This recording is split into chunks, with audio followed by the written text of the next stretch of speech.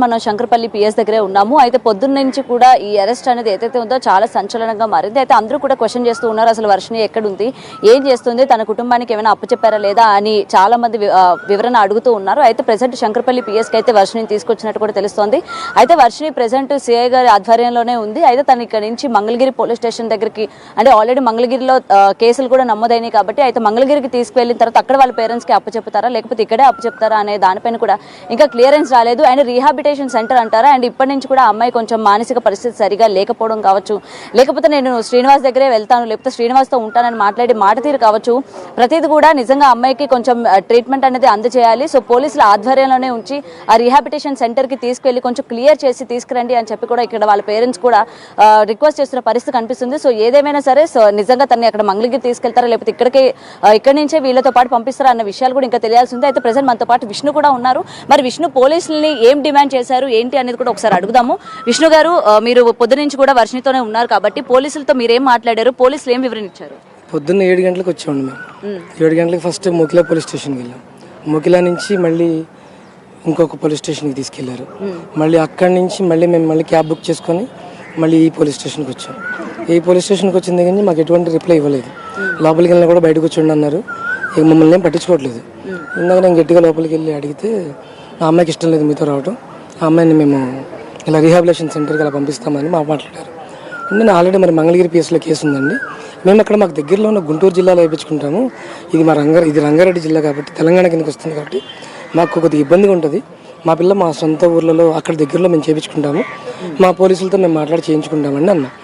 అంటే ఆయన చాలా రాష్గా చెప్పేశాడు, ఎందుకు కుదరలేండి మీరు వెళ్ళిపోండి, మా పని మేము చేస్తామన్నారు. నేను ఆ తర్వాత అందరికీ చెప్పడం జరిగింది, వాళ్ళ అమ్మ నాన్న వాళ్ళ అన్నయ్యని అందరినీ పిలిపించి విషయం చెప్పడం జరిగింది.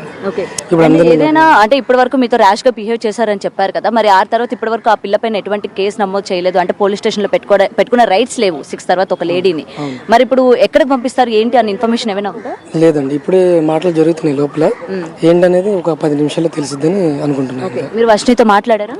ఒక్కసారి మాట్లాడాను, తను కూడా చాలా ర్యాష్ గా బిహేవ్ చేస్తుంది. అంటే మిమ్మల్ని కొట్టే ప్రయత్నం తిట్టడమే చేస్తుంది, కొద్దిగా బూతులు కూడా వాడుతుంది గట్టిగానే. ఏంటంటే ఆ మందుల ప్రభావం కొద్దిగా ఉంటుంది కదండి, కొద్దిగా వాళ్ళ వల్ల వచ్చిన సమస్యలు ఉంటాయి కదా, ఆ సమస్యలతోనే తను బాగా నలిగిపోయింది. కాళ్ళకి చెప్పులు వేసుకోవడం వల్ల కాళ్ళు పాడైపోయినాయి, ఫేస్ పాడైపోయింది, మొత్తం బాడీ పాడైపోయింది. మొత్తం వర్షిణి ఇంతకు ముందులా లేదండి, మాక్సిమం 6 months అబౌవ్ పడుతుంది. మళ్ళీ అమ్మాయి మనిషిగా మారాలన్నా అంత ముందున్న వర్షంలాగా తయారవ్వాలన్నా 6 నెలలు పడుతుంది. అంటే ఏ విధంగా ఉంది, మీరు దగ్గర నుంచి చూసారు కాబట్టి ఇంతకు ముందు ఉన్నంత ఆ చామదంతా లేదంటున్నారు, అమ్మాయి నీరసంగా ఉందా, అంటే తిండి తినలేని వాళ్ళు ఎలా ఉంటారో అలా ఉందా, లేకపోతే మీకు ఏమైనా తేడా కనిపించిందా అమ్మాయి ఫేస్? నేనైతే బాలకృష్ణ గారు, మన కాశీ బాలకృష్ణ గారు చెప్పిన దాన్ని నేను ఏకీభవిస్తాను. ఫస్ట్ నుంచి మందు పెట్టారని అనుకోండి, ఎందుకంటే ఒక మనిషి ఉన్నట్టుండి తగ్గిపోడు, రోజు అదే అన్నం తింటాడు, రోజు అలాగే ఉంటున్నాం, రోజు అవే ఉన్నాయి, ఉన్నటువంటి మనిషి బరువు తగ్గిపోయింది, ఉన్నటువంటి సన్నగా పీలగా తయారవుతుంది. ఇక ఆ బాడీ ఇన్ఫెక్షన్స్ తేడాగా ఉన్నాయి. సో నేను అది ఫిక్స్ అయిపోయాను, ఇంకా తను ప్రాబ్లంలో ఉంది.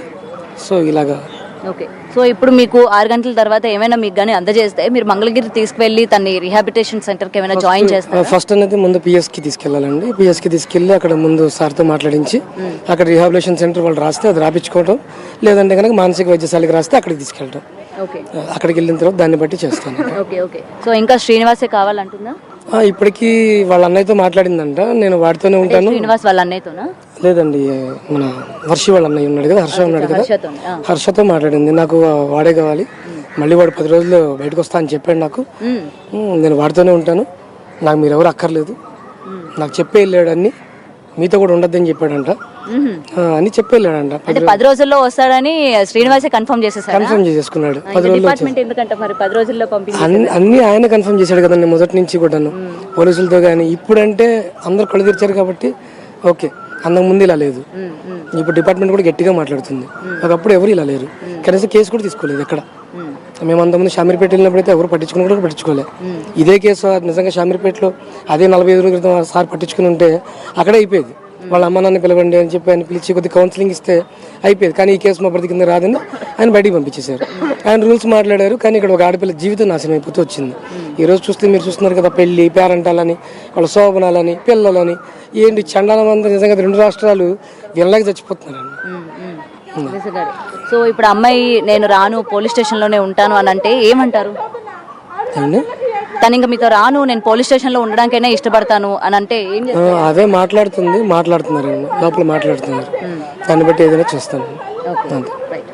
సో ఇదండి ప్రెసెంట్ మనకి విష్ణు మాటలలో కనుక చూసుకున్నట్టయితే ఇటు పోలీసులు కూడా మొత్తం కూడా అసలు ఏం చేస్తారు ఏంటి అన్నది అయితే ఒక గోప్యంగానే పెట్టారన్న విషయం అయితే ఇక్కడ క్లియర్ గా కనిపిస్తుంది. ఎందుకంటే వర్షిని కూడా ఇష్టపడటం లేదు తన తల్లిదండ్రులతో వెళ్ళడానికి కానీ లేకపోతే ఎక్కడైనా ఉండడానికి కానీ ఇష్టపడట్లేదు. ఎందుకంటే తన శ్రీనివాస్ చెప్పాడు తల్లిదండ్రులతో వెళ్ళొద్దని చెప్పాడు, అలాగే ఇక్కడ ఎవరితో కూడా ఉండొద్దని పర్టికులర్ గా చెప్పాడు. కాబట్టి నేను ఉండదలుచుకోవట్లేదు, కావాలంటే నాకు జైల్లోనైనా వేయండి, లేకపోతే నా శ్రీనివాస్ 10 రోజుల్లో వస్తాడు, నేను ఇక్కడే ఉంటాను